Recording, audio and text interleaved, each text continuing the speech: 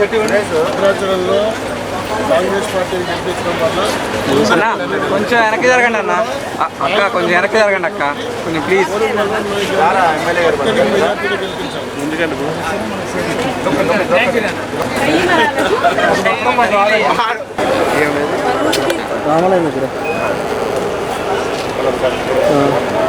నాలుగో నెంబర్ మీద మీరందరూ కూడా సోలం నాయక్ గారికి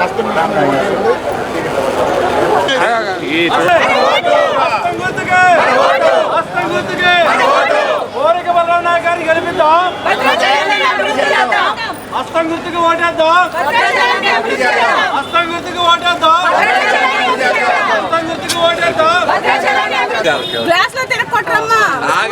ఇప్పుడు పట్టుకోండి, ఇప్పుడు పట్టుకోండి అన్న. కొంచెం వెనక్కి జరగవా? లేదు ఉండాలి. కమ్మనైన సోడా, చల్లనైన సోడా, నిమ్మకాయ సోడా రావాలి రావాలి. Soda soda soda 50. Costly soda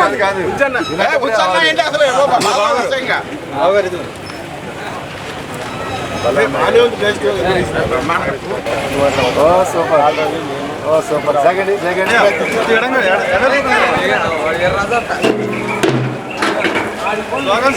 Congress Congress హస్తం గుర్తుకే, హస్తం గుర్తుకే, హస్తం గుర్తుకే. కాంగ్రెస్ కాంగ్రెస్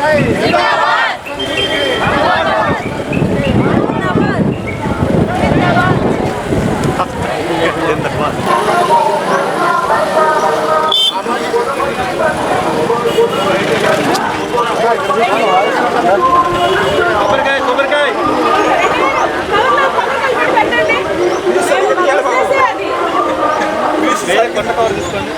మీరు పెట్టండి, మీరు పెట్టండి. రెండు కాయలు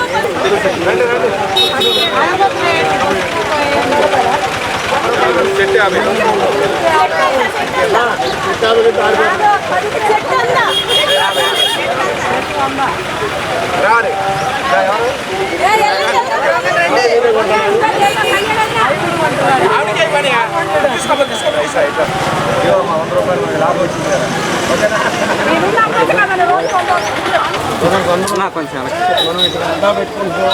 ఈ అడ్డాకి కూడా మనం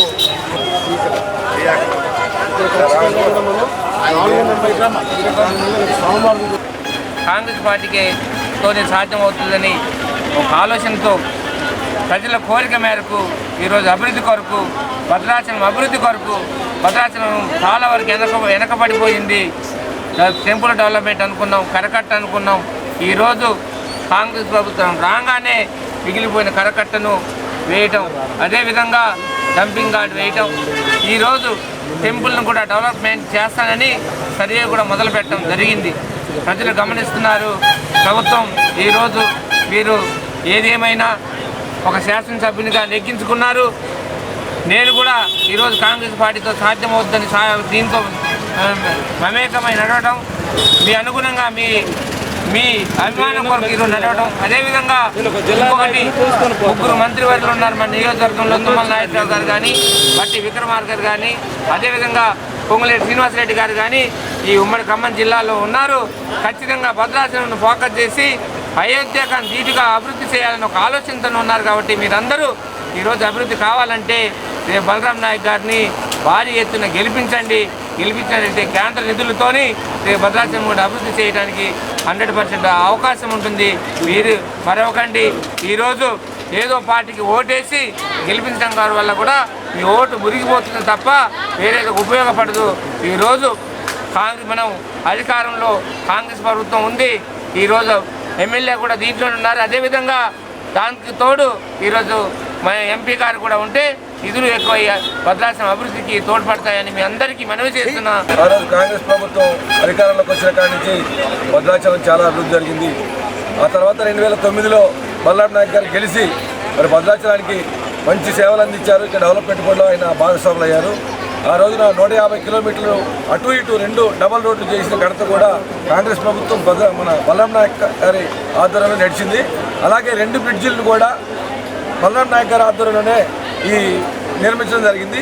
అంతేకాదు ఈ పరిసర ప్రాంతాల్లో ఈ టెంపుల్ ఏరియాలో కూడా ఆ రోజున 11 కోట్ల రూపాయలు నిధులిచ్చి ఈ టెంపుల్కు అభివృద్ధి చేసిన ఘనత ఆ రోజు కాంగ్రెస్ ప్రభుత్వం కిరణ్ కుమార్ రెడ్డి టైంలోనే జరిగింది. కాబట్టి మరి భద్రాచలం ప్రజలు ఇక్కడ లోకల్ ప్రజలందరూ కూడా మరి కాంగ్రెస్ పార్టీకి ఓటేసి కాంగ్రెస్ పార్టీ గెలిపించాల్సిందిగా ఈ సందర్భంగా కోరుకుంటూ, భద్రాచలం దగ్గర ఈ కరకట్ట ట్యాంక్ లేకపోవడం, భద్రాచలం మొత్తం మురుగునీరంతా కూడా ఆ కరకట్ట దగ్గర స్టోరేజ్ అయ్యి మొత్తం కూడా ఆ షాపులు మొత్తం కూడా మునిగిపోతున్నాయని వాళ్ళు ఆవేదన చెందుతున్నారు.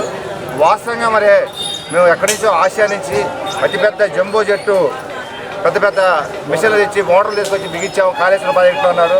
మరి భద్రాచలంలో ఒక 100 హార్స్పవర్ మోటార్ బిగించే శాతగారి సవడ దద్దమ్మ టీఆర్ఎస్ ప్రభుత్వం అని చెప్పి తెలియజేస్తున్నాం.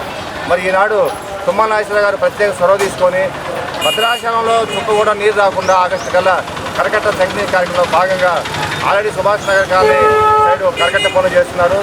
దాంతోపాటు ఎక్కడెక్కడైతే స్లూయిస్ ఉన్నాయో స్లూయిస్ నుంచి నీళ్లు బ్యాక్ వాటర్ రాకుండా ప్రతి స్లూయిస్ దగ్గర కూడా 500 మోటార్ హాస్పర్ పెట్టడానికి రంగం సిద్ధం చేసుకోమని కలెక్టర్కి ఆదేశించడం జరిగింది. దాంతోపాటుగా భద్రాచలం ఏదైతే బ్రిడ్జి దగ్గర నుంచి ఇటు సైడ్ రోడ్డు ఉందో ఈ రోడ్డు స్ట్రైట్గా కోనవరం వరకు తార్ రోడ్ వేయడానికి సిద్ధంగా ఉందని చెప్పి తెలియజేస్తున్నారు. అలాగే రావుడికి 100 కోట్లు ఇస్తామని మోసం చేశారు కేసీఆర్ గారు.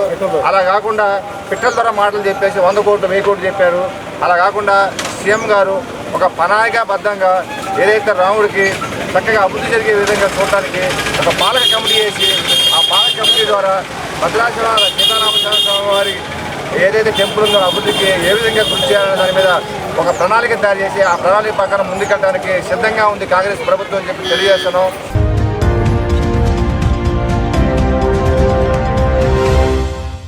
ప్రియమైన 8TV ప్రేక్షకులారా, 8TV తాజా వార్తల నోటిఫికేషన్ మీ దరికి ఎప్పటికప్పుడు చేరాలంటే ఇప్పుడే 8TVని సబ్స్క్రైబ్ చేయండి. ఈ తాజా వార్తల లింకును ఓపెన్ చేసి సబ్స్క్రైబ్ క్లిక్ చేసి గంట బటన్ నొక్కండి. ఇక ఎంచక్కా తాజా వార్తలు మీకు చేరుతాయి.